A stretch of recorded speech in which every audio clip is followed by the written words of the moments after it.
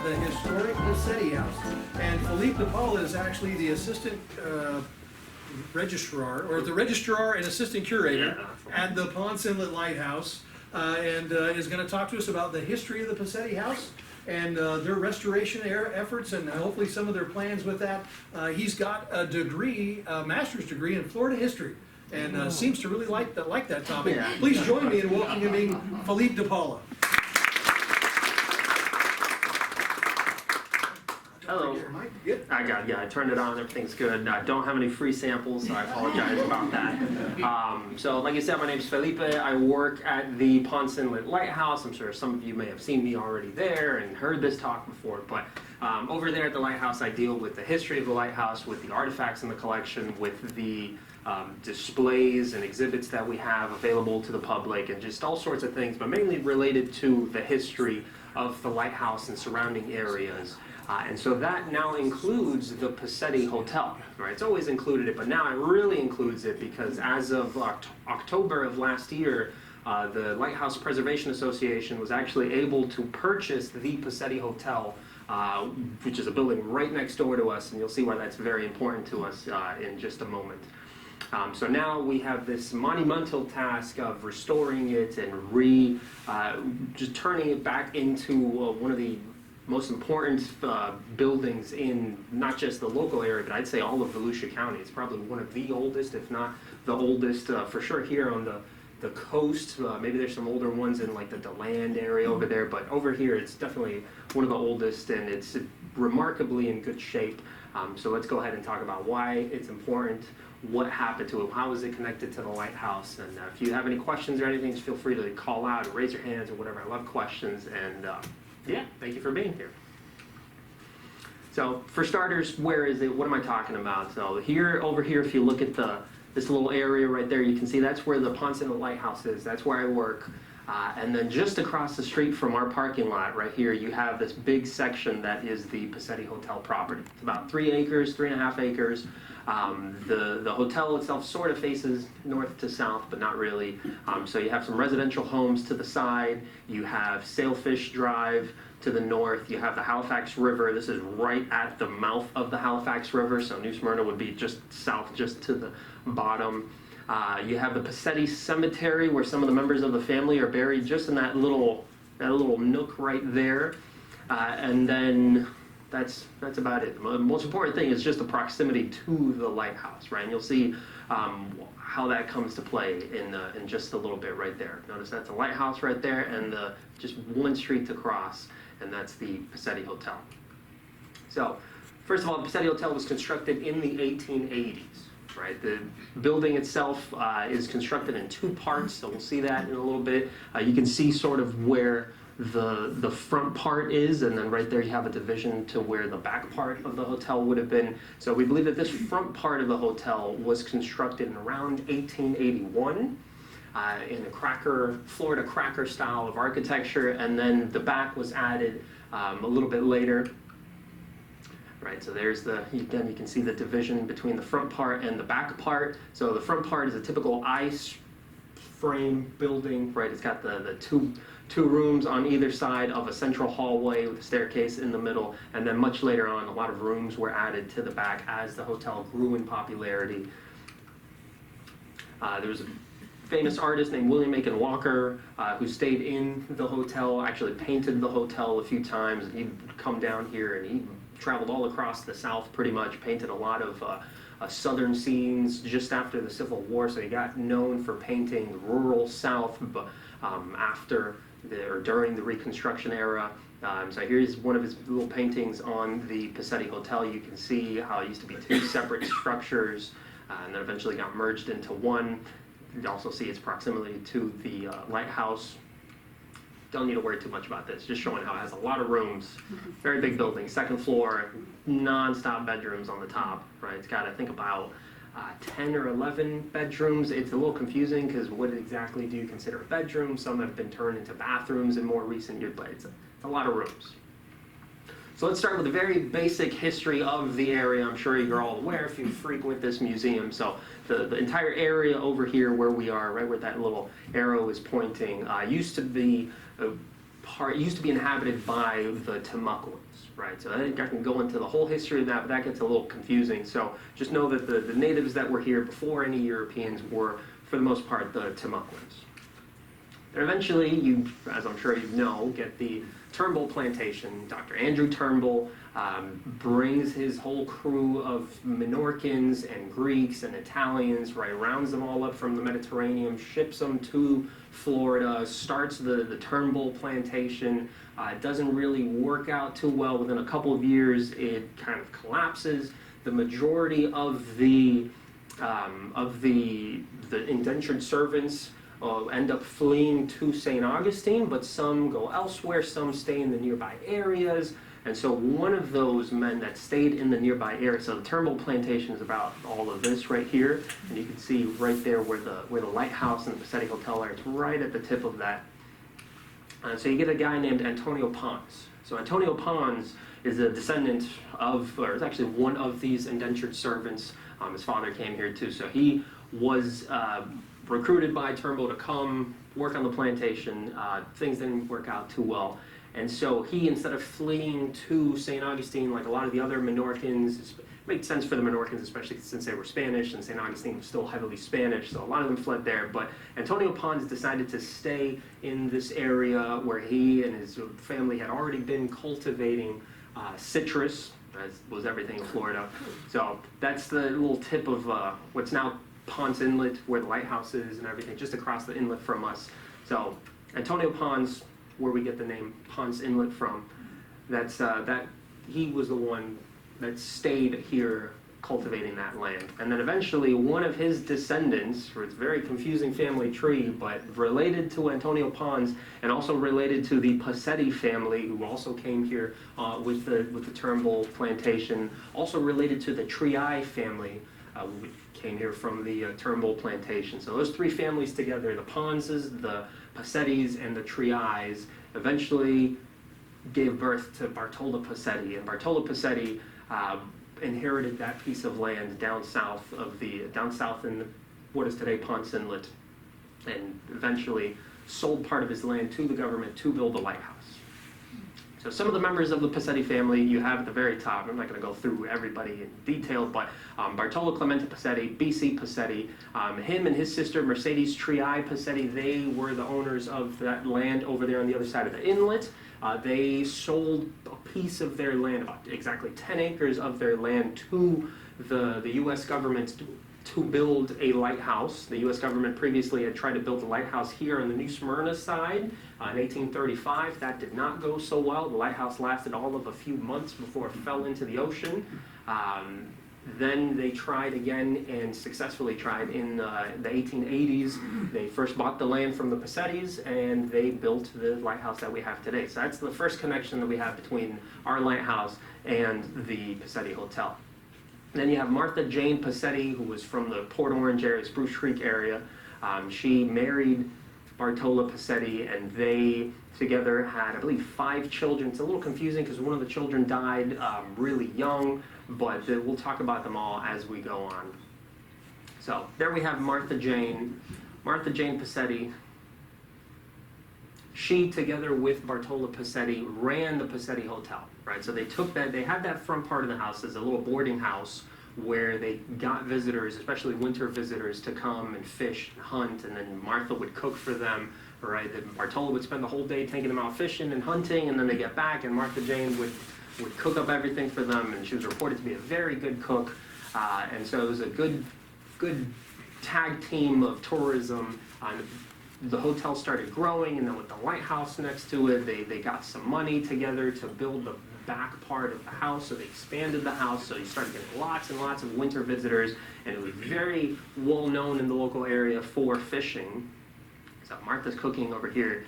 The pioneers of the Ponce Park settlement were Captain and Mrs. Bartoli Pacetti. They hewed themselves out here about a half-century ago. Beautiful grove, delightful lodge for fishermen and tourists. Thousands of tourists, not only throughout the north, but through foreign shores. So lots of people have enjoyed their hospitality and luxuriated in the superbly prepared fish dinners for which Miss Pacetti was celebrated. If she were a mind to set a dish of baked caval before you, it would be so deliciously prepared, you would make oath it were pompano. So this was from 1908. Bartola had already passed away at this point. He passed away in 1898, but Martha kept the hotel going with the help of her sons Gomez Pacetti and Bert Pasetti. So here we have one of the very few pictures of old man Pacetti, of Bartola Pacetti. I think there's only like 2 or 3 pictures of him total that I've ever been able to see. And we have lots of pictures over there, so it's very rare to see a picture of him. This is just sitting out in front of the Pacetti Hotel with obviously the lighthouse in the background, the Halifax River over here. And the reason I call it Old Man Pacetti is because that's the handwritten note that was on the back of the photograph. Who wrote it? We don't know, but that's what it says. So, nowhere else in the whole world has such complete provision been made by nature for the full round of aquatic enjoyments, right? By a Kentucky journalist writing about the Pacettis. And then in his book, Mr. Clark mentions B.C. Pacetti, Bartola Pacetti, as one of the oldest and best fishermen of that region. He should have left out the words "one of," as Mr. P has no equal on the coast. So that's from John Milton Hawks, the founder of Port Orange and Enterprise, talking about how good of a fisherman Bartola Pacetti is. And we have more fishing stories. So Smyrna Bridge is rebuilding. It's talking about Bert Pasetti, the son of Martha and Bartola. Now he's rebuilding the bridge over here. And oh, by the way, the fishing is excellent around here. So they spoke with B.J. Pacetti and Gomez Pacetti of Ponce Park, and who are probably as good authority on this subject as anybody else on the East Coast. And they say that the fishing is the fishing is splendid now, right? For whiting, for bluefish, they estimate that this fall and winter they've caught 12,000 channel bass from Spruce Creek. That's 1909. A little bit before that, guests are already arriving at the Park House and Pacetti House. Through their ways of coaxing or forcing, fish are plentiful on shore.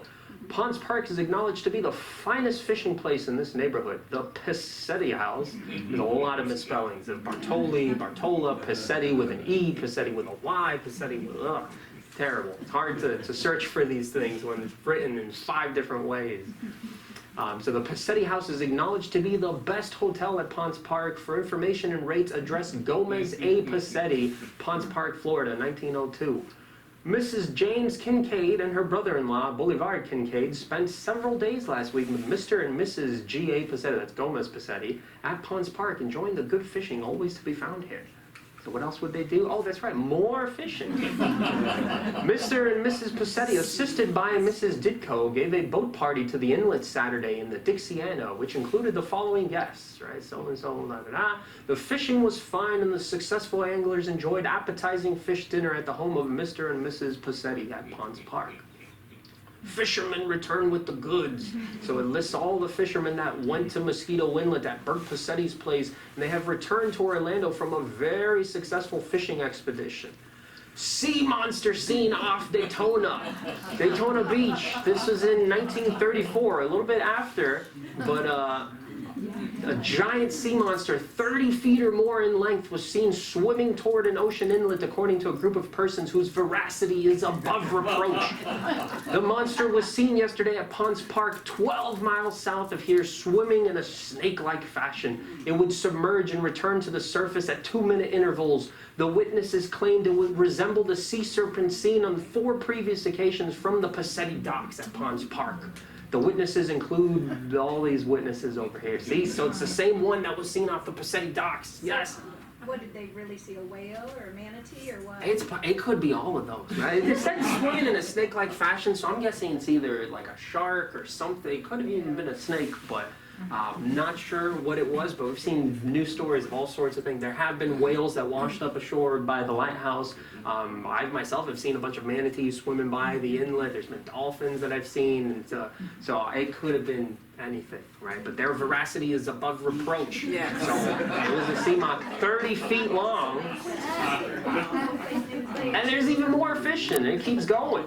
So fishing in Florida, the Halifax River resort of the Isaac Walton, so fishermen's, some of the fish they catch and the shark that wasn't shy. So there's lots of stories of people who would come here from like Kentucky and New York and all sorts of places in the country. They would spend some time at the Pacetti Hotel. They would fish and fish and fish and catch tons of fish and then eat Martha's cooking and then go back to wherever they came from, and then they would write their little story and then send it off to all their newspapers nearby. And so you get all these newspaper stories from all these random places around the country about how great the fishing at Ponce Park is in the Halifax River, and Bartola Pacetti, he's a great fishing guy, right? So we have had a grand old time on our trip to Pacetti's, which is one of the most noted fishing resorts on the Atlantic coast of Florida. It is so near to the Mosquito Inlet that no time is lost in availing yourself of favorable tides for the different classes of fish. And I dare not say how many different fish we catch in the Halifax River. It seems to me that I never go fishing here without taking something that I never saw or heard before.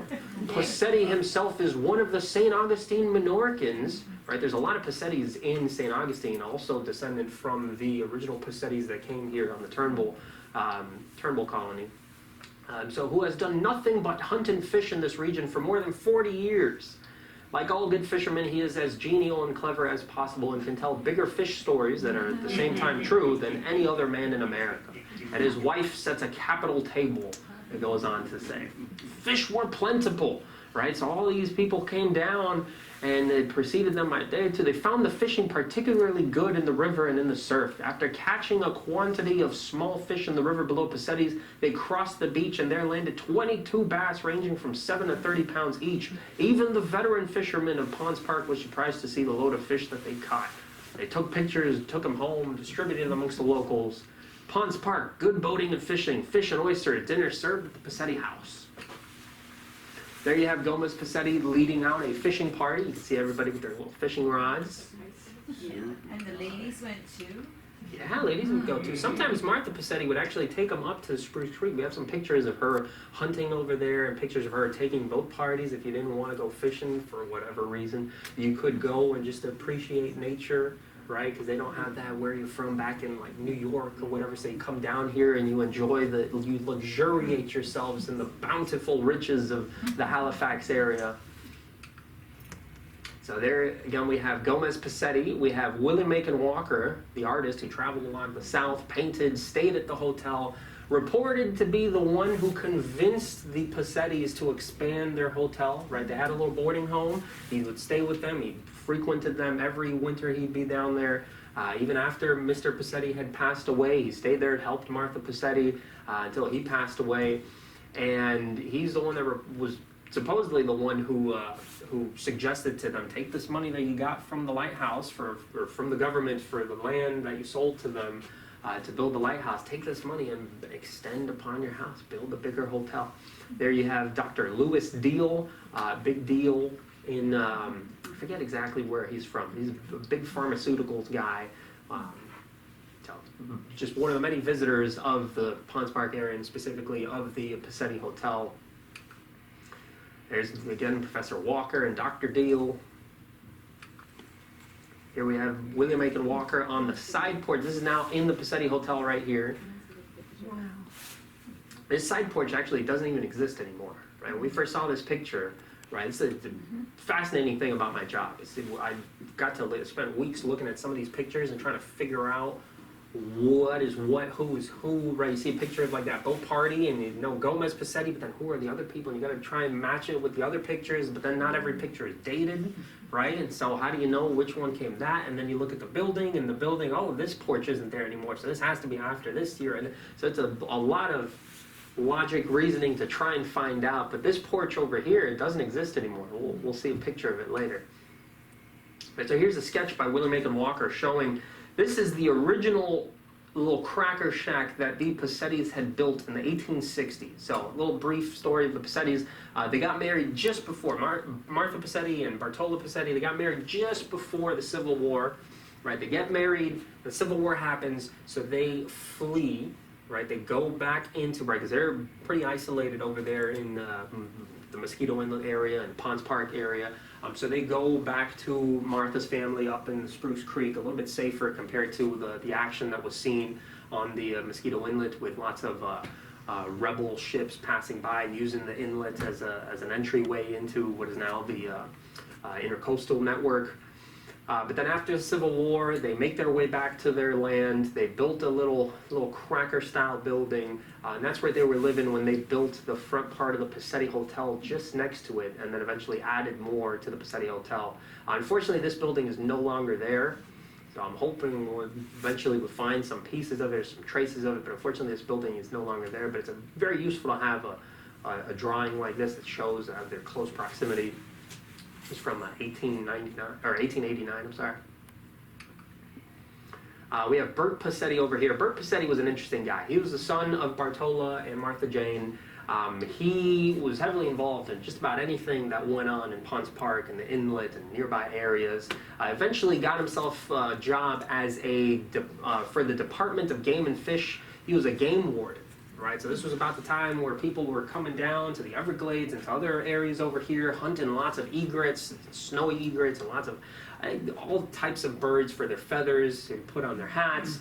And so they started establishing some federal protected areas that you couldn't hunt for birds. And so Bert Pasetti was one of the first game wardens in Florida, and took the job very seriously. There's lots of letters of him trying to use the telephone at the lighthouse, and the keepers there didn't like him, so they didn't want him to use the telephone. And then he's writing to his bosses saying, "I should be able. This is a government permit. I need to use this. I need to use this telephone." And they're like, "No, I was told not to let anybody use the telephone." And went back and forth, and eventually they agreed upon it. The higher-ups agreed that he could use the telephone, but the lighthouse keepers had to do the actual dialing, right? He could do, that's it, always for official business. Was he their son?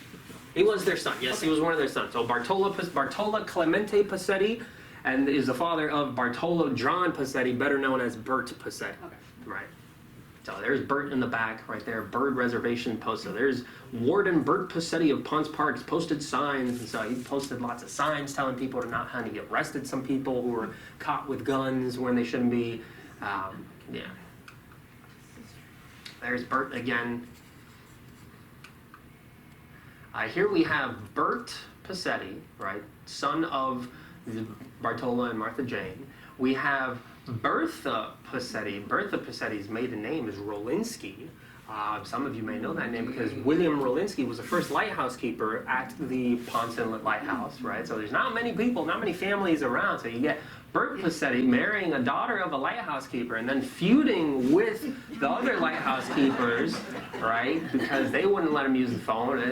Very complicated situation overall. And then their kids in the back, Maddie and Robert. Robert went on to also become a fishing guide, just like his father, just like his grandfather. So there's Bob, or Robert, right? Bertha Rolinski Pacetti, his mother, and then his children.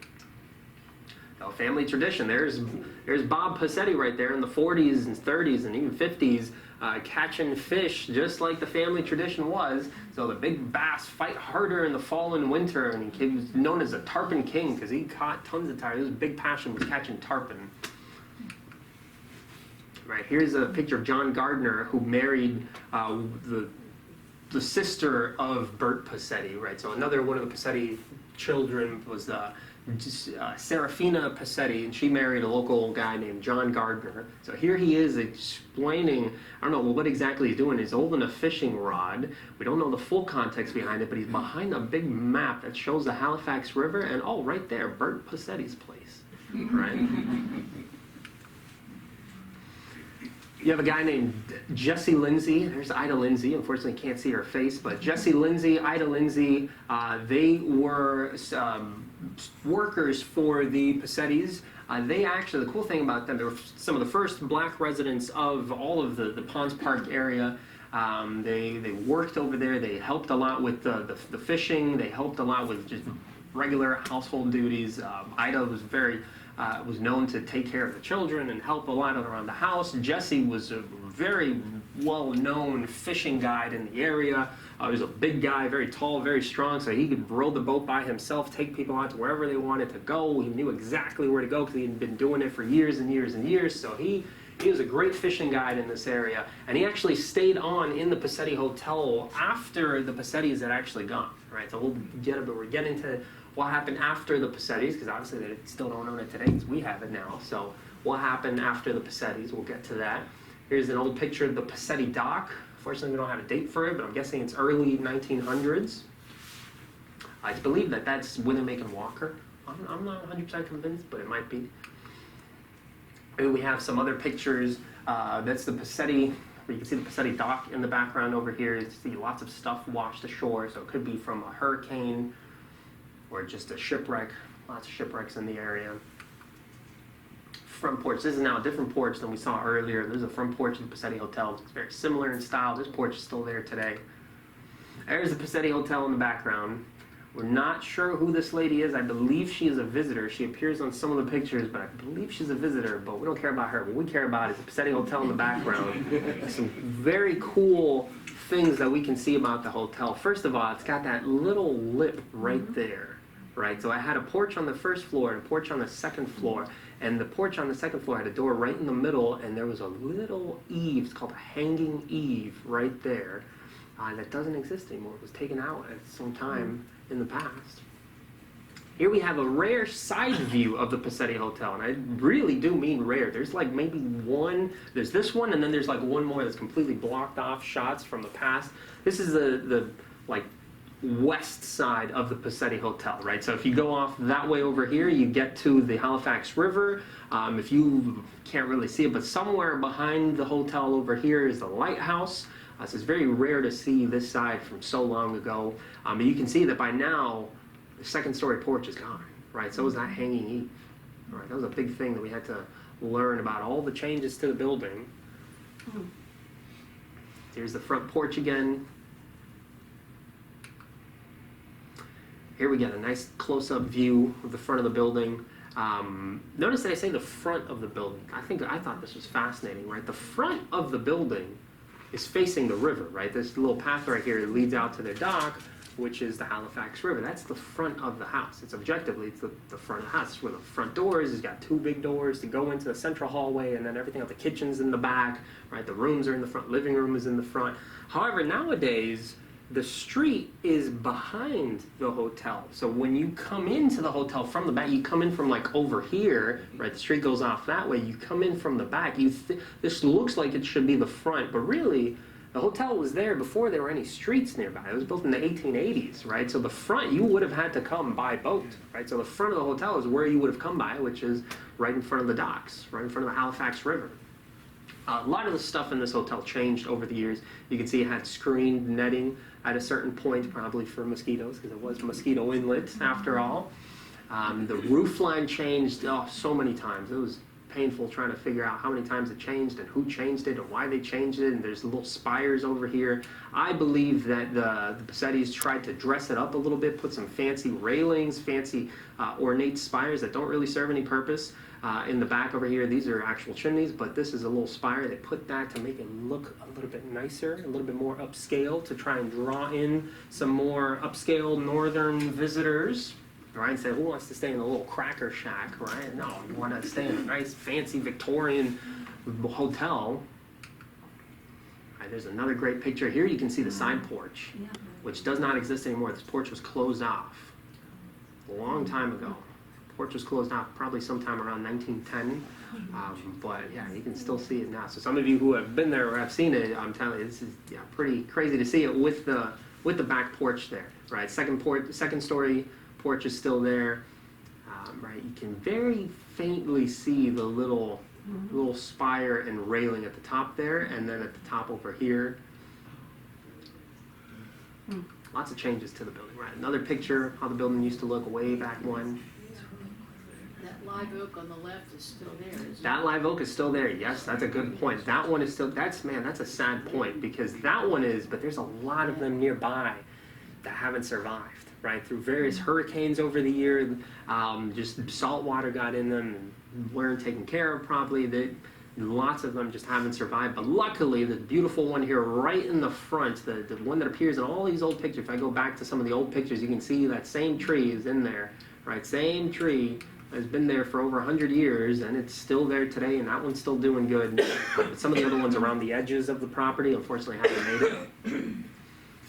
This one I think is fascinating, right? Because this one you can see the old seawall that they built with logs. It must have been very time consuming. You can see the hotel over here. This tree's still there. This one I think is dying, but I'm not an arborist, so we'll find out. But this seawall is no longer there, but you can still see some traces of it when the tide is really, really, really low, which is not very often, but every now and then the tide goes out like 20 feet and you can see, not 20 feet down, but it goes out 20 feet and you can see some remnants of this. I think it's pretty cool. Here we have another rare side view like I mentioned. This one's even rare because this one shows this is the old Cracker Shack building over here, and then behind it you can just barely see part of the Pacetti Hotel. That's the Pacetti Hotel right there, right, the front side and then the back side. And then this building right here that's no longer there, this was the original residence of Bartola and Martha Jane Pacetti. Right, there's that building, the Cracker Shack building. Pacetti Hotel will be off to the right over here.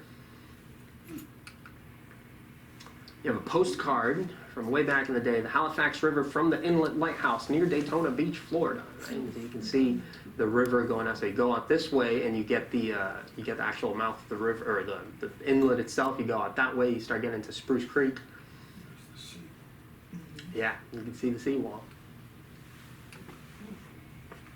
Right, and you get, it was tough to find pictures just of the lighthouse, of the Pacetti Hotel, but in a lot of pictures of the lighthouse, you can just faintly see it. And this may not look like a very useful picture, but because of the date on the picture, we can sort of tell certain things. So we see that this roof line hasn't been merged, so it's still the two-part house, the front part and the second part. Eventually that would be merged in the 1930s. So just by that little detail, it makes it easier to date this picture. If I want to find out when this picture was taken, I know it's before 1936, 37, because that's when the roof line was merged. So it helps us with identifying certain features of the lighthouse, certain pictures, certain things about the lighthouse. And vice versa. There's some aerial pictures that we'll see that have certain features like the flagpole in one spot or in another spot, and we know when those things were moved because we've done lots of research on the lighthouse naturally, and so you see the Pacetti Hotel in the background and you know roughly when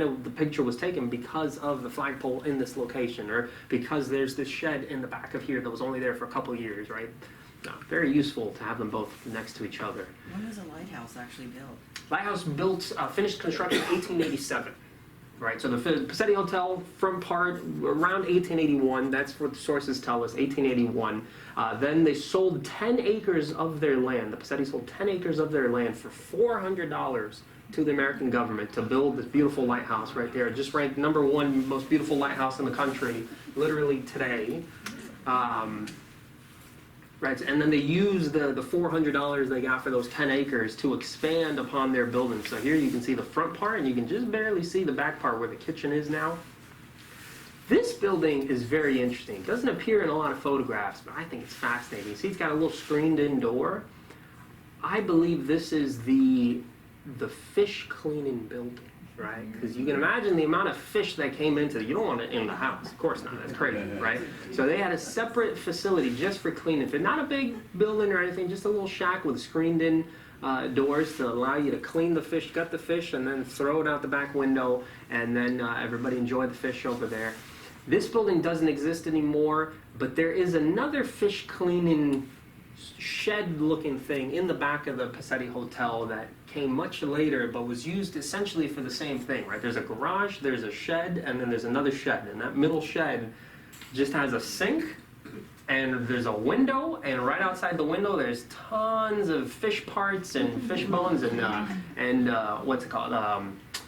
Shellfish shells and all that stuff, oyster shells, so you know exactly what happened there. Right, so now we start getting some pictures with dates, which is super useful, man. For a historian, you see there's that little fish cleaning building again. I think this is one of the 2 only photographs we have of it. You can see the old seawall It's not there anymore. You see just how far out the tide is. And then this tree right here, which it's fantastic. It's a beautiful tree. It's wonderful, amazing. It's still there today. It's great. It's over 100 years old. In this picture, it's probably also over a couple hundred years old. And it's still there today, which we love. But I hate it. I hate this tree because it's in every one of the shots and it blocks the view and I can't see it. And that's why I mentioned that it's very rare to get a shot from this west side over here. And that's the reason why, is because there's these dang trees over here. It's much easier to take a shot from the front of the hotel or from the east side because there's a big lawn over there. But from the west, it's so difficult to get a shot. So very rare to have those shots, right? Here you can see the open porch. This is taken from the top of the lighthouse. Actually, no, this was not taken from the top of the lighthouse. This was taken from like halfway up the lighthouse, right? Strangely enough. But it was taken from one of the windows that faces west on the lighthouse. And then you can see the Pacetti Hotel with the big open porch still in the back of the house. And again, 1903, super useful because we know when this picture was taken. The picture wasn't taken of the Pacetti Hotel. It was in a series of pictures about the view from the lighthouse, but it just happened to include the Pacetti Hotel, and that really helps us to know that this porch wasn't closed off until after 1903. So we get to know who did it, why they did it, or at least a little bit more about who did it and why they did it. Here's a wonderful shot of that back porch right there that is no longer there. This is all just wall today, right? Wall, wall, wall, wall, wall. There is a little entry door right here, but the rest of it is just walls and windows. Right here is just a series of bedrooms. I showed you in the little blueprints earlier, just nothing but bedrooms and still are today.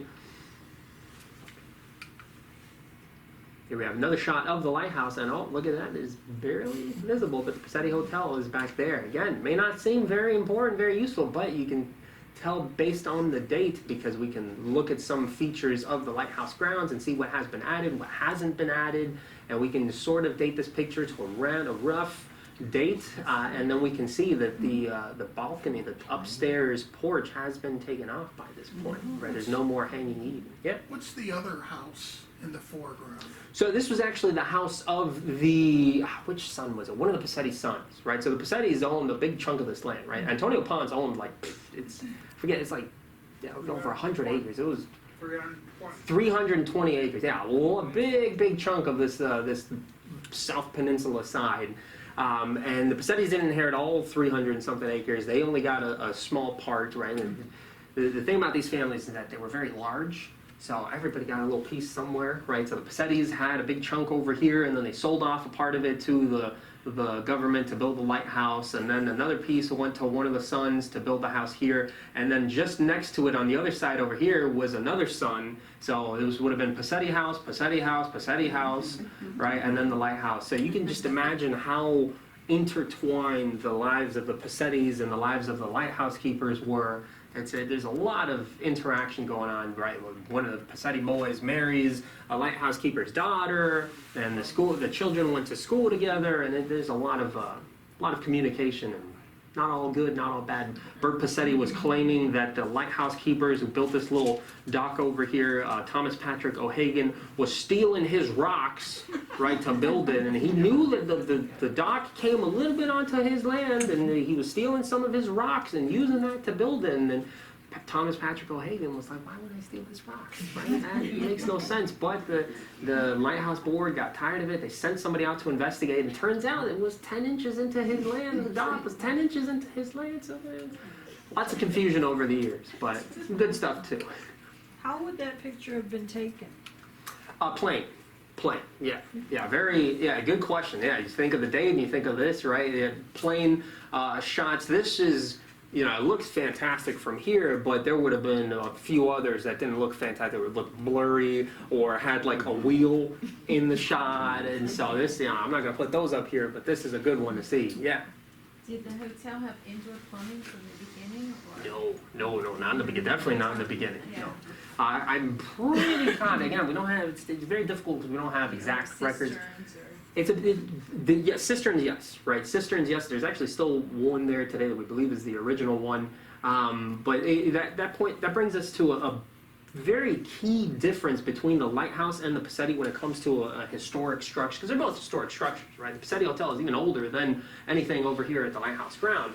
But the very huge difference between them is that this is a government building, right, or government buildings, right? So everything is meticulously recorded. There is records of just about everything over there at the lighthouse. We know when stuff was built. We know when indoor plumbing came. We know when they built this and that and that and this and everything that went on over there. We have receipts to prove it. We have pictures to prove it. We have a lot of things to prove, lots of different sources. But this is a residential building, right? It was owned by the Pacetti family until the 1920s. And so there's not as many records, right? There's some paint over there that looks eerily similar to the green that was found in the keeper's houses right there. Is that a coincidence? I don't believe so. It looks, I'm telling you, it looks identical, but we don't have we have the records of all the gallons of paint that was used at the lighthouse, and now they requested it each year, and we need X amount of red paint, red Venetian paint, and this amount of white paint and that amount of green paint and whatever, but we don't have that for the Pacetti house because who's going to keep that record of the house? You know exactly how much paint you used last year or 10 years ago, and you keep all that forever and ever?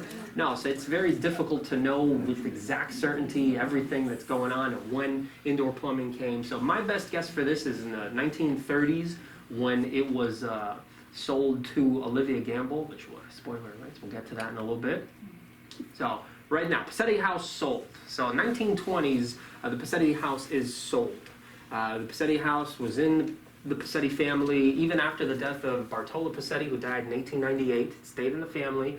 His son Gomez kept running it, and then his mom kept, or not his mom, his wife, Martha Pacetti, kept running it. So Martha and Gomez kept running it, but then eventually Martha passed away in 1917. She willed it to her son. Her son didn't really want it. He was already finding a job somewhere else in another hotel. So it eventually was sold out of the family, and it was sold to Mrs. Fred Ferries. Right? We don't even know her first name because the newspapers only referred to a Mrs. Fred Ferries. Right? But Mrs. Ferries purchased the Pacetti house at Ponce Park, sold to Fred Ferries, who will make a considerable improvements in it and open it up for guests soon. The Pacetti house is one of the old landmarks of Ponce Park, but has not been opened since the death of Mrs. Pacetti several years ago. So it was in 1920. It was just sold to Mrs. Ferries. Mr. and Mrs. Oh no, over here. Miss May is the sister of Miss Fred Ferries, to whom R.L. Smith & Co. recently sold the Pacetti house in Ponce Park, which is now being fitted up for a clubhouse. Okay. Mr. and Mrs. W.F. Aries and Mr. and Mrs. E.G. Sovereign formed a dinner company at the Ferris Clubhouse, aka the Pacetti Hotel, at Ponce Park on Sunday. They were guests of Mrs. Ferries. Informal opening of hostelry at the Inlet. Although the old Pacetti Hotel at the Inlet, which was recently purchased by Mrs. Fred Ferries of Lexington, Kentucky, will be ready for business Sunday evening, and a dinner and dancing party will be given at that time. The formal opening of the hotel under the management of Mrs. Ferries will be held at a later date. So it turned into a clubhouse, right? Pacetti Hotel Fishing Resort turned into a dancing party. Mr. and Mrs. Fred Ferries of Ponce Park are giving a dinner dance on Friday evening of this week at the clubhouse for Colonel Rudolph Harding. Mrs. Ferries came from her home in Kentucky about 2 years ago and purchased the old Pacetti house near the lighthouse, which she remodeled and made one of the most attractive of places. It was quite popular while she was pushing the venture, and it took many an automobile drivers out that way. So it sounds very similar to today, right? Many motorcycle drivers over here. She met many Daytona people throughout the purchase of her home and is in conduct of the place there afterwards. And then, this is a strange one, but from 31, talking about 10 years ago, Mrs. Ferries, a winter visitor from Kentucky, suffered painful injuries on an automobile crash on Peninsula Drive. And then I personally believe that led to her death shortly after, because Mrs. Fred Ferries died just then, 1922. So she purchased it in 1920, passed away in 1922, and then it was sold off to somebody else. It was sold off specifically to Mr. Edmund Whittleson, who was a guy from Clymer, Pennsylvania. There's not much about him, but he was a guy who bought and sold and bought and sold and bought and sold and bought and sold a bunch of land everywhere, mostly in Clymer, Pennsylvania and surrounding Pennsylvania areas.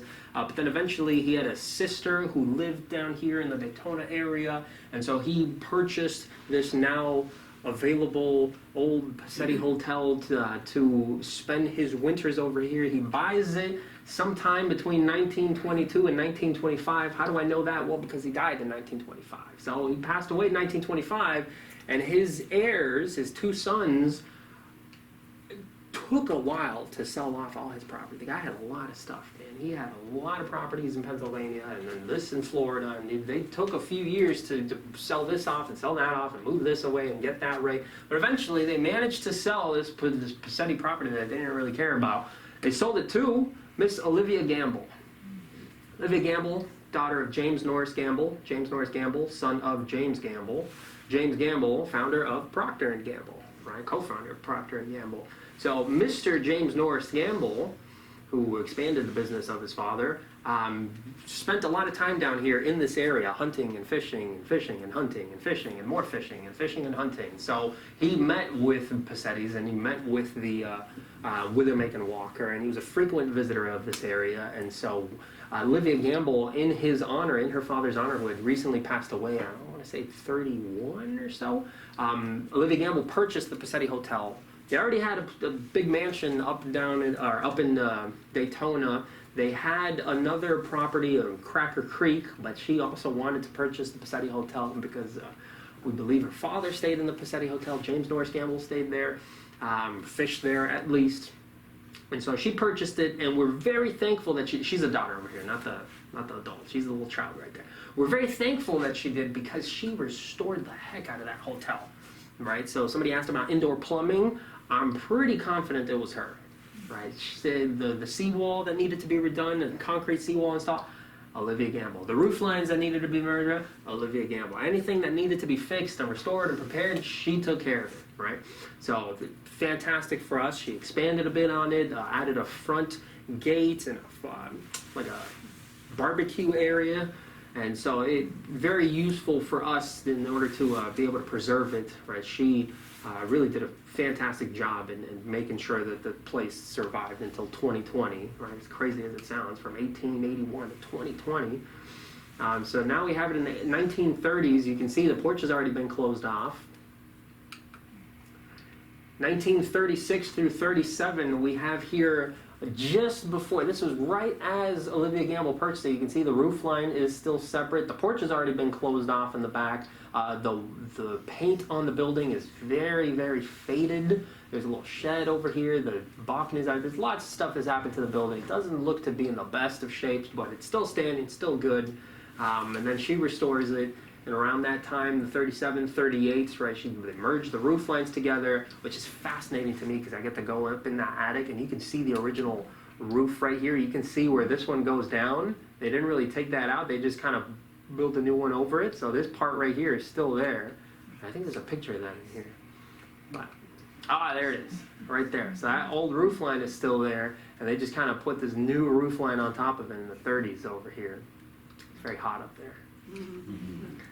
And then Olivia Gamble did not have any children, so she willed the hotel over to her nephew, Louis Nippert, right? Her sister Maud Nippert had a son named Louis Nippert. She deeded the hotel over to Louis Nippert, and Louis Nippert and his wife Louise Nippert happened to be the owners of the Cincinnati Reds, right? So when we're hot, we're Reds hot. And that's the Pacetti Hotel over there. That's Mr. and Mrs. Nippert, right? With a little, I don't know if you can tell, but he's wearing a red suit and a Reds shirt, and I'm sure the shoes are also Reds, and the underpants are red. Everything's red, right? I can't tell you how many Reds things. We've seen pictures of this from the Nippert's era, and there's Reds ashtrays, and there's Reds baseballs, and there's Reds cups, and Reds towels, and Reds this, and everything that you could stick a Reds logo on. I promise you, was at that hotel at one point.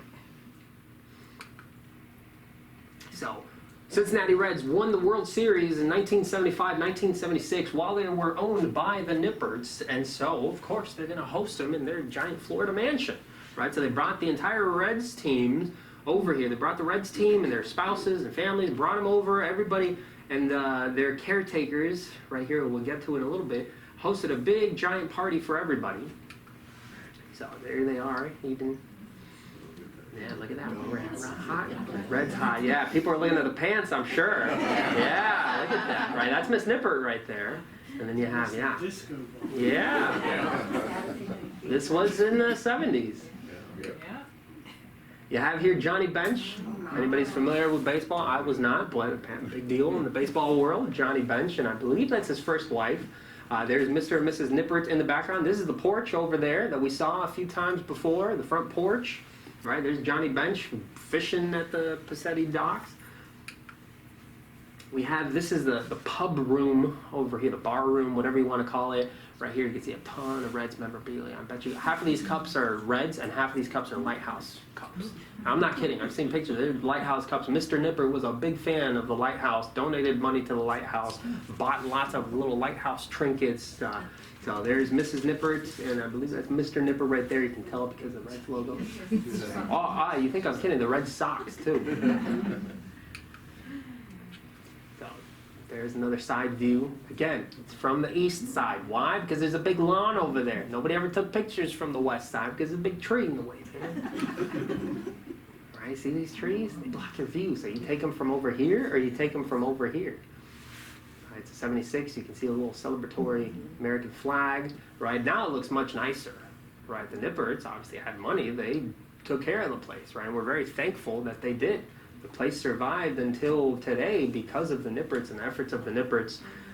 So, very thankful for them. New seawall over here. The old seawall, you can't really see, but it would have been like right around here. There's like a little faint line that you can see over here. Right, so when the tide goes way out, you can see some leftover, like, not the actual logs themselves, 'cause that's all I'm sure gone, but the little like braces for them, some of the little pieces of the concrete behind it.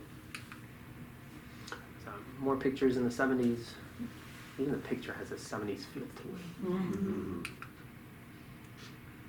There's that tree that's still there. Still there today. Right, a little hedge of bushes that's no longer there. There used to be some flowers over here. Nipperts put in some flowers on either side. They're no longer there. That would have been pretty. More pictures, 1985. Beautiful hotel right there.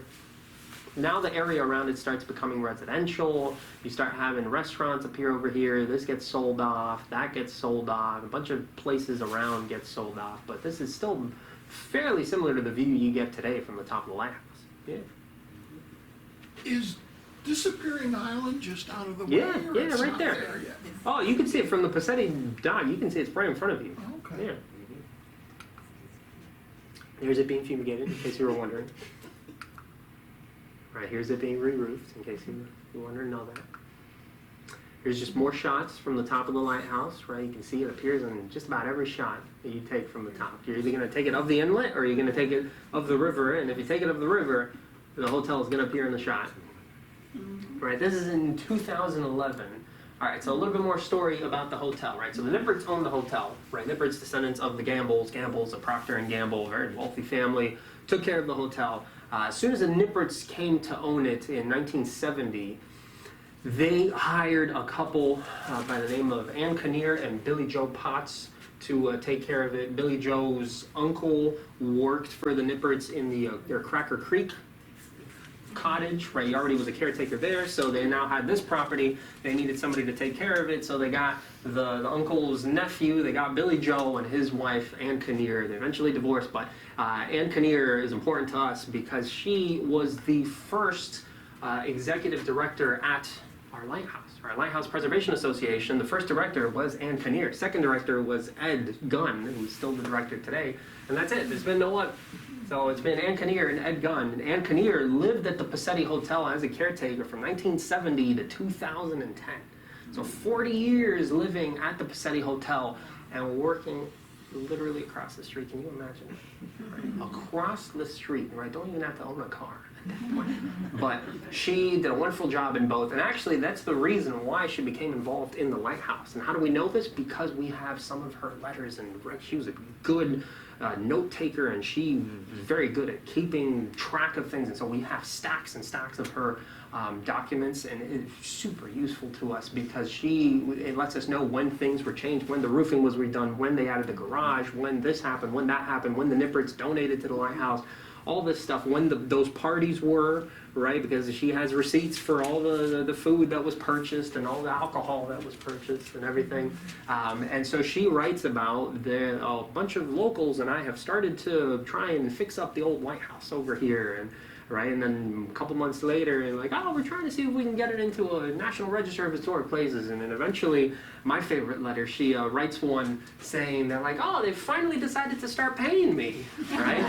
I'm still doing the same thing I have been doing, but now I'm going to get paid. So, okay, great, right? She had been volunteering and helping to fix up with a bunch of local concerned citizens like Aries Davies, who became the first mayor of Ponce Inlet, and other families like the Gladys, the Meyer family, most notably Gladys Meyer Davis, who was a daughter of the last lighthouse keeper, so still lived in the Ponce Inlet area. So Anne became very familiar with all those families, very involved in the lighthouse restoration, so much so that she became the first executive director there. And so that was my favorite story.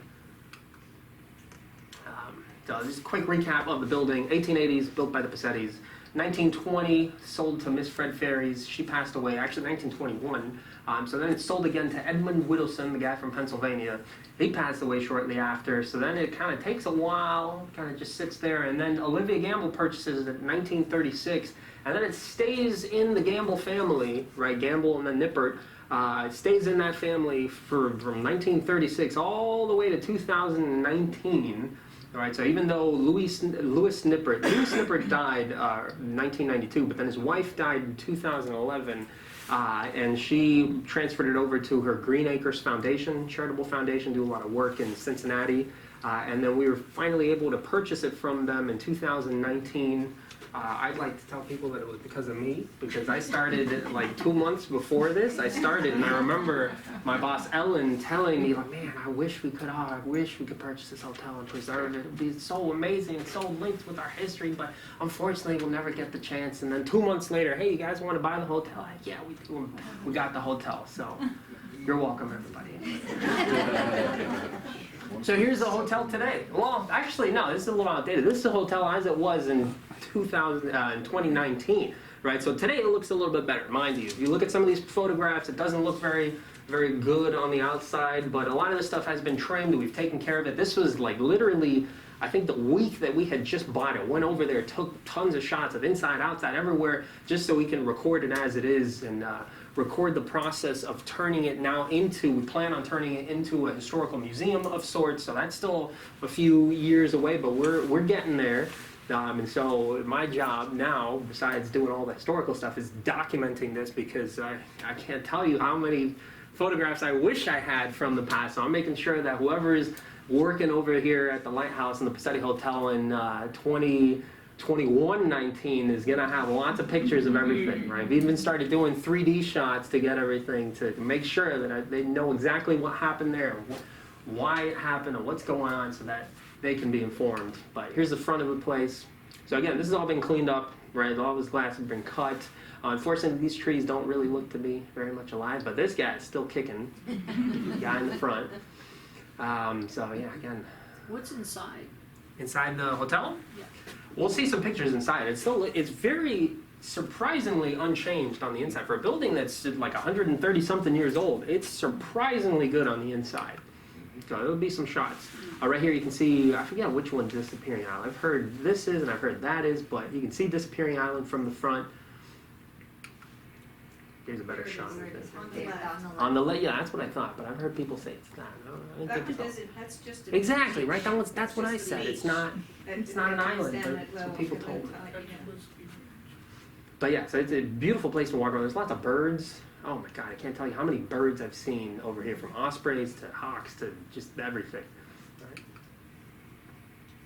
Now here's what remains of the dock. This dock, I believe, was actually, I don't believe, I know it was added by Billy Joe when he was the caretaker there. So this was probably put in sometime, I want to say in the 70s or like early 80s. But unfortunately, a lot of it is no longer still there. Pieces of it actually we found washed ashore on the land, just in front of the Pacetti Hotel. The reason this is still standing is that's concrete. These are concrete pillars, and then the wood has washed ashore through various hurricanes and storms and whatnot. Speaking of the birds, all right, beautiful view. I've seen manatees from the docks over there, seeing dolphins. It's gorgeous place, right? You can see why people would come from northern places, spend some time there, and just fish every day, right? Just put the boat out onto the water and just go out fishing in the sea, go out fishing in the rivers, go wherever you want, check out some manatees, go check out some sea monsters, all that stuff. Right, this is what's left of the seawall today. This is I'm pretty sure it was a concrete seawall put in by Olivia Gamble in the 1930s.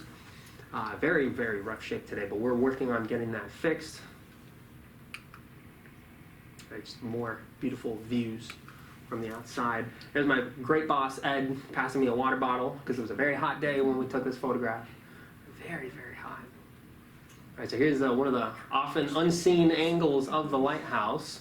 And I'm not the Pacetti Hotel, and somewhere around here, we can't see it here, but right around there somewhere is where the actual lighthouse is. Now this is why you don't see too many shots from this side over here. But right where I'm standing, right around here, is where that original cracker shack would have been, where the Martha Jane and Bartola Pacetti lived in the house that was from the 1860s before they built the Pacetti Hotel. So some of these trees, I think, have fallen over since then. Grass has been cut, so it looks a lot nicer today. But here's what it looks like on the inside. So this is today, well, 2019, but this is still what it looks like today. You can see the wood everywhere on the inside. And the floors are still the original floors. The staircase is still the original staircase. This is like right after walking in the front door. Right, this is the central hallway. You have bedrooms to your left, living room to your right. You go upstairs. What kind of wood? I'm not 100% sure on what kind of wood. It's most likely heart pine. It's so dark for that. It might be. Yeah. I believe the floor is for sure stained. That's probably stained this wall too. But we'll find out for sure as we start remodeling the inside. But currently we haven't remodeled the whole inside because we're still working on a lot of other stuff, which I'll get to in a little bit. So you can see right here where the front part ended in this wall, and then eventually they added this doorway. It doesn't even completely, it's not even a rectangle, it just stops there because of the stairs. But then this is the back part of the house, and then that's another hallway, so you can go into the front upstairs or the back upstairs. Very confusing layout. Here's the front entrance, right? Living room to the side, bedrooms. Beautiful dining room. This is the part that used to be that porch. Where that big porch in the back, that's the front of the hotel that way, right? This is that back porch that we had seen. It would have been right around here, right? That's the bar room where you saw photographs of the Nipperts. This would have been the big porch. It was eventually closed off. Cool thing to note is these giant, massive windows. Oh man, are these windows huge, right? They're double hung vertical windows. What does that mean? That means they open from the top and they open from the bottom. Why do you want them to open from the top and the bottom? Airflow, yes, right? Before AC, so you want the hot air to go out here, and you want the cool air to come out here, and just keep going and going and going. That's also why the building is raised up. You probably saw in all the pictures, the building's raised up a couple feet, right? So you can get airflow under the building as well. There's soffit vents in the attic, so you can get airflow over and under and through the windows, and lots of doorways everywhere. Circulation is the name of the game when it comes to these cracker-style buildings. So there's no air conditioning in there? Nowadays, yes, it's been added. It used to have an under soil heating. You can't really see here, but right where these things are, they eventually added an underground heater, and then that heater, some of it was replaced with the AC system. It's a little complicated because it's a huge building. It's changed a lot over the years. So some of the bedrooms in the front have one of the bedrooms in the front has its own little window unit because that's where Anne Kinnear slept, right? So of course you're going to want AC in the room that you sleep in, right? Right, so we have the kitchen. Kitchen's a lot more modern. And that's mostly, there's not too many interior shots. Now it's fairly empty on the inside, but the majority of it looks just a ton of wood everywhere. Did Anne live there by herself? Well, she was married to Billy Joe for a bit. They divorced after a while, and so she lived for the last 30-something years by herself in the Pacetti Hotel. So big hotel.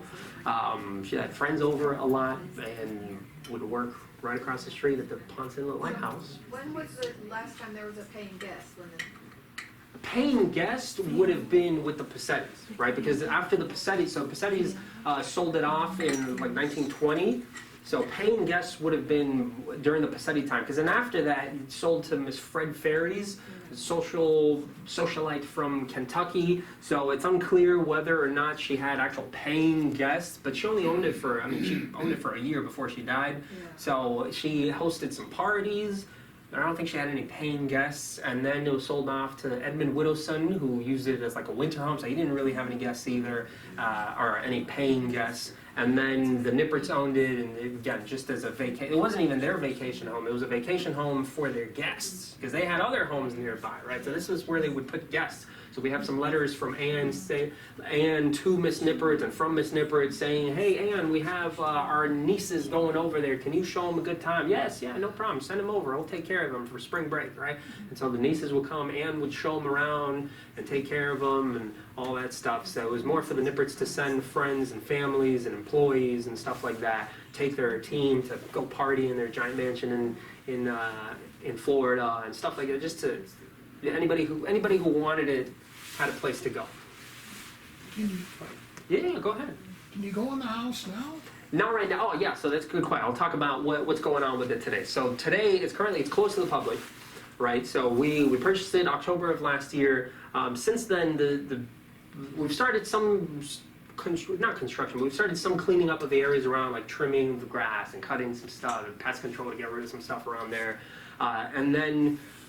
One of the big important things we did is we applied for the location to be placed on the National Register of Historic Places, which is a pretty big deal. So that's why we have to do a lot of research into the place to make sure we know everything. If they ask us questions, we have to be prepared. So we sent them a whole, I forget how many pages, it was like a 50-something page document on the Pacetti Hotel and the history of it and the people that we know stayed there and the history of the family, the history of everything that's changed in it, the architecture of the building, everything that we can think of. So that process can take up to a year. However, there was a hurricane, so one of the meetings of the local council was postponed, and now there's this whole coronavirus thing. So I'm not very confident in that 1 year time frame, but hopefully we can get that soon, because that dictates a lot, helps us out a lot with what we can do and can't do and what we're doing. So we haven't really done any construction on the inside, but that's all. We started planning and stuff, but it's all dependent on that placement on the National Register of Historic Places. So we're not working, we're just waiting to hear back the response, and then then we can move forward with some goals. So in the meantime, we're always looking for donations, we're looking for opportunities to have events and talk about our history and get grow some interest from the public. So we want to be able to open soon enough. It's a beautiful building, but currently we can't. It's not really rated to have people in it. It's not open to the public or anything. Even the site that it's on is currently closed, but we hope to have it open as soon as possible. But unfortunately, we just don't have any particular time frame or anything yet, because there's a lot of stuff that's still to be determined. We have to fix up that seawall, fix up some of the exterior sides of the building, a bunch of stuff. So it's going there. But yeah, question. Was there any evidence of the original post office that was in the hotel? Post office. That was the first Ponce Park post office, was it in the hotel? And this one? Yes. It's on Beach Street. Yeah, there's the one on Beach Street. 1912. No, 1912 would have been the one on Beach Street. It's the one on Beach Street. Yeah, it's a different location. This is on Sailfish Drive. Because Beach Street. they had the rights to it. It was the first, and it was always in. I don't think it was the Pasettis. I think it was a different family. It was the Whartons, who were one of the other.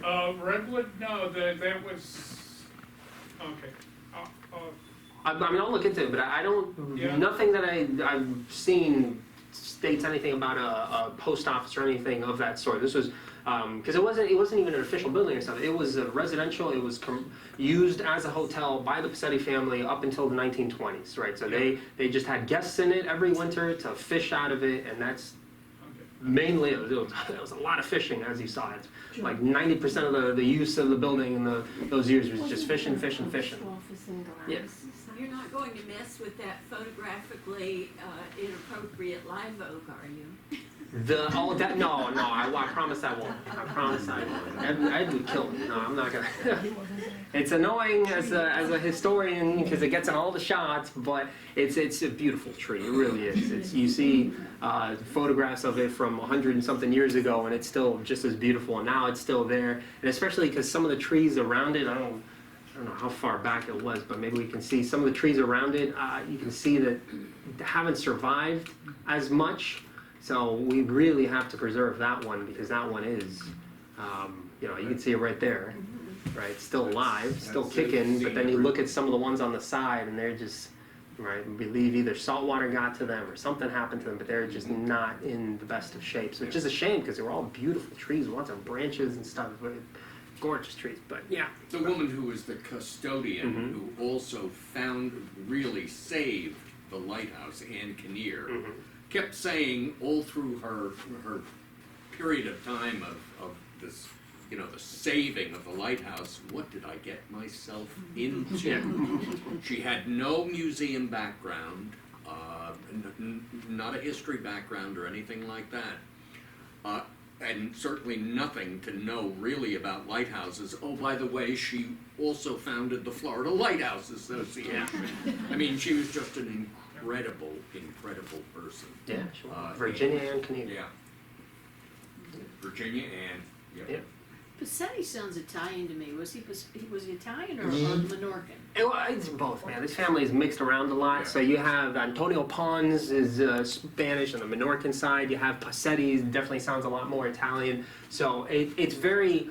I was talking to somebody earlier. The genealogy of the families is very hard to correctly trace that far back, and it's not helped by the fact that there's like 4 Bartola Pacettis, and there's like 3 or 4 Antonio Ponces, right? So are we talking about Antonio Pons the first or the second? And then the names can be right back in the day. It's not, you don't have like a driver's license that has your name printed exactly one way. So if they ask you your name and you say, oh, my name's Bert Pasetti, that's what it says. Even though your name is actually Bartolomeo Pacetti, right? Nobody ever said the Bartolomeo part. It's Bartola Pacetti, Bartoli Pacetti, Bartolo Pacetti, Bart Pacetti, BC Pacetti, right? So it gets very complicated trying to weave through that web.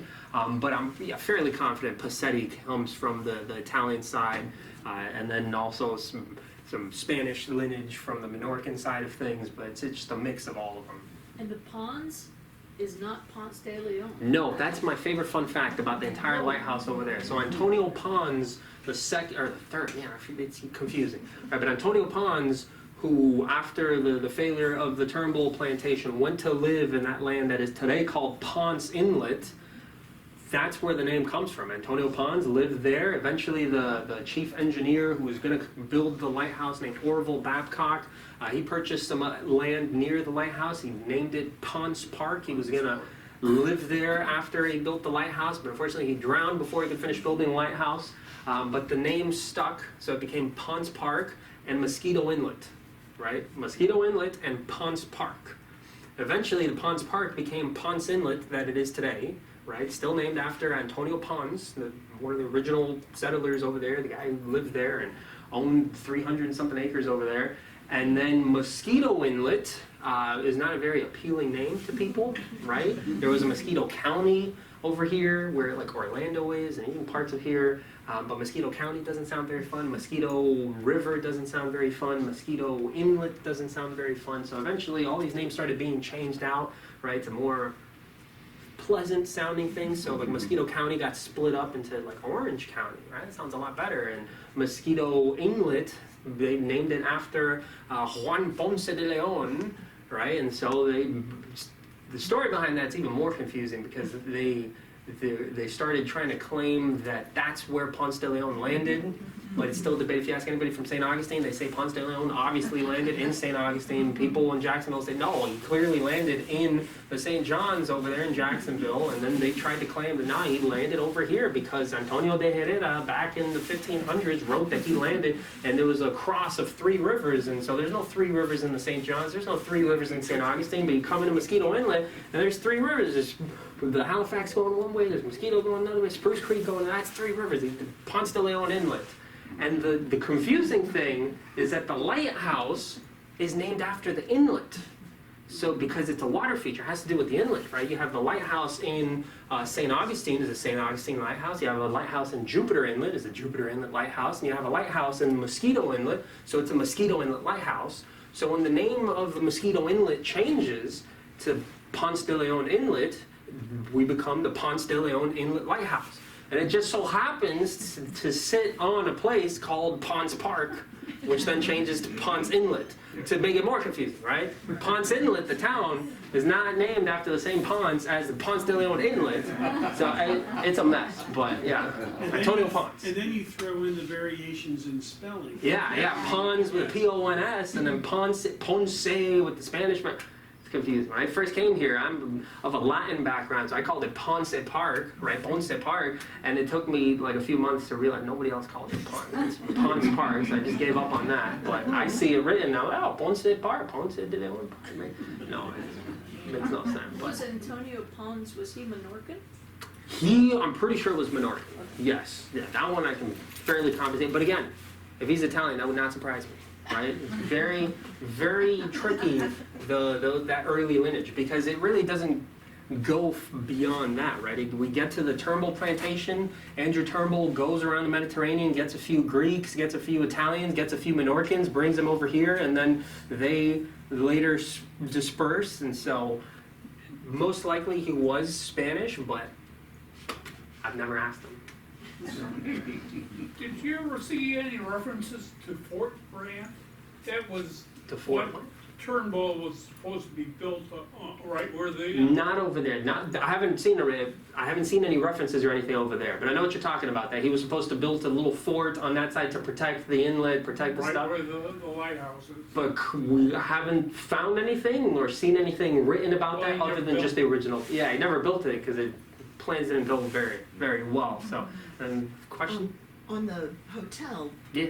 are you planning to restore the exterior of it Oh, to a certain absolutely. time period, or as it is? It's very tricky to get like a certain time period because it's significant in the 1800s, it's significant in the 1930s when Felipe De Gamble restored it, it's significant in the 70s when the Nipperts owned it and they were owner of the Reds and had a Reds party there.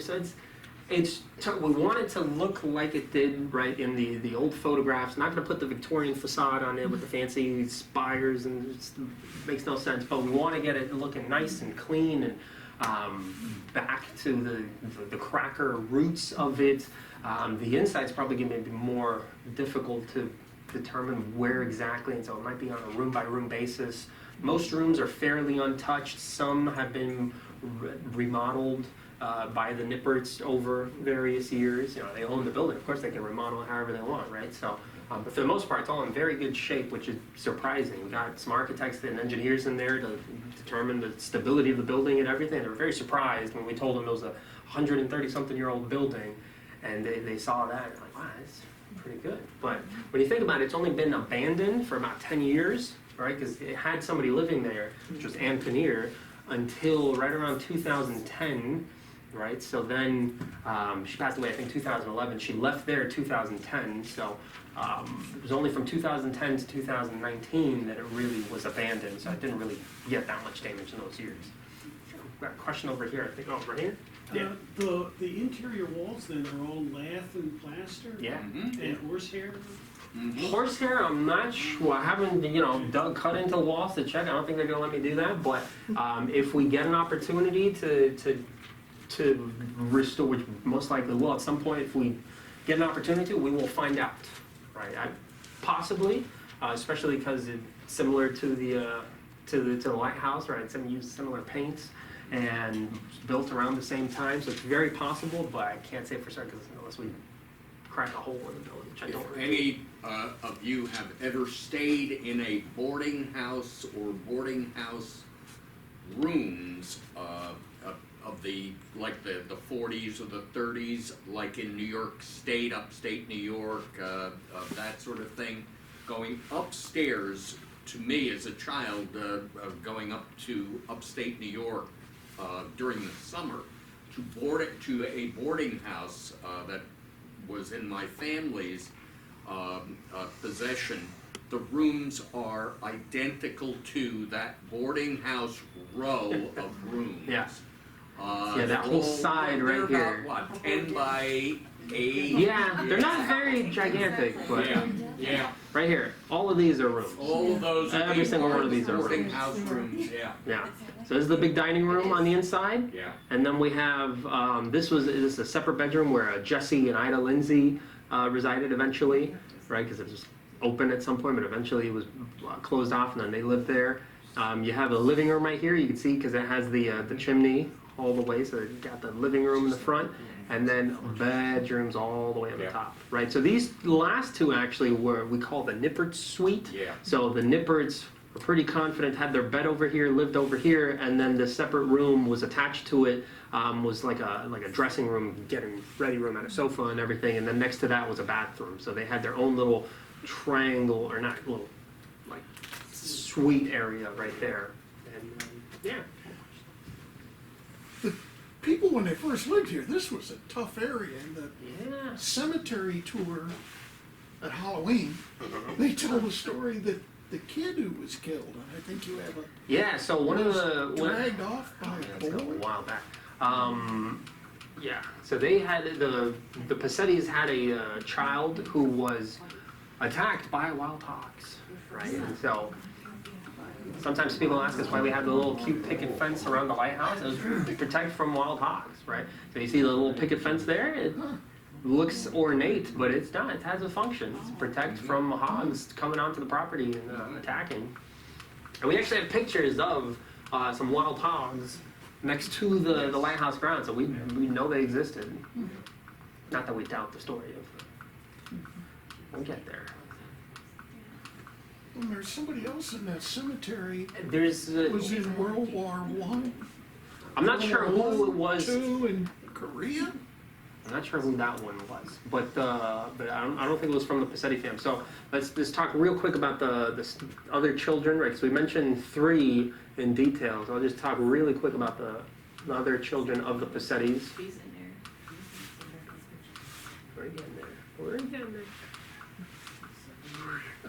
Right, because they also had another son named Henry, who actually passed away as a result of an injury that he got from helping to unload bricks for the lighthouse. Right, his leg got caught in the hawser of the big rope that connects the boat to the dock, and passed away from his injuries. So we have Bartola Pacetti, his wife Martha Jane Pacetti, Mercedes Triai Pacetti, right, so there's that Triai family, there's a Pacetti family. She's the sister of Bartola. Then we have Bartolomeo John Pacetti, Bert Pasetti, right, he was the guy that was a game warden, married the daughter of the lighthouse keeper, Bertha Rolinski. We have the other brother, Gomesindo Pacetti, right, brother to Bert, son of Bartola and Martha. So Gomez ran the hotel after his father passed away, until the mother passed away too, and he had gone to work at another hotel, the Sea Breeze nearby. So it didn't really feel like working at the family hotel anymore, so sold it off. Henry Pacetti was the son that died with the bringing in supplies for the lighthouse. I feel like it was bricks, but he was bringing in supplies, the leg got stuck, fortunately didn't make it. Nettie Pacetti was his son, his daughter, I'm sorry. Nettie, father passed away, and then the mother passed away shortly after, so she was really raised by Martha Jane Pacetti. And so the interesting, I include her here because she actually later, before my time, she came to the lighthouse and gave us a lot of these pictures that I've shown you. Some of the older pictures were from her like family albums and stuff, so very useful to us. Because she could tell stories of Grandma Martha, was sort of like mother to her and stuff. So very, very interesting individual. Serafina was another daughter, or the only daughter of Bartola and Martha Jane. She's the one that married John Gardner, who's another local of the area. And then Douglas Pacetti was the son who died from a wild hog attack when he was just a little boy, or baby. She was very young. So, did the workers, when they were building the lighthouse, live in that hotel? The workers had their own little, I don't have any pictures here of it, but the lighthouse, when the lighthouse was constructed, the first thing they built before they started building the lighthouse was they built some little shacks so there's like the docks, and then there's a path leading to where the lighthouse is going to go, and then they built some like a supply depot type building, and then some little storage, or not, a little like barracks type building, so the workers could sleep there. Who we did believe slept there, not the workers, but was the guy I mentioned, Orville Babcock. Because that was before they started any construction, right? Babcock was a general in the Civil War.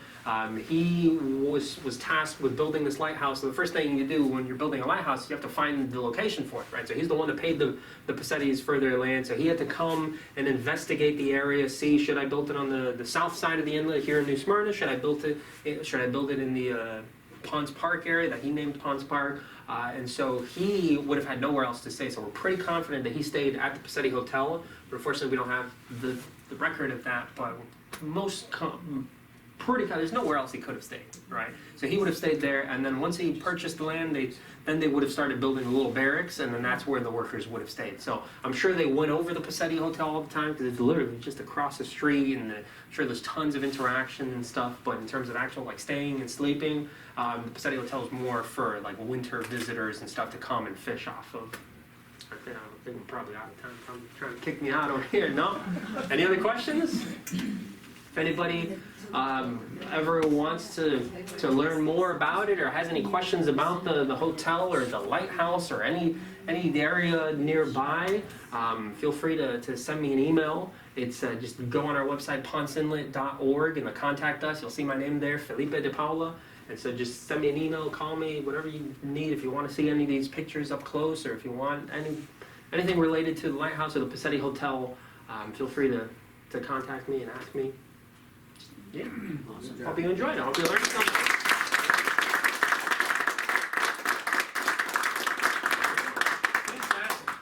Thank you. Yeah, I really liked it. Great share. Well, thanks everyone for coming out and joining us tonight. It's good to have everybody out. Special thanks to Philippe for coming out. Thanks for having me. All those great old stories.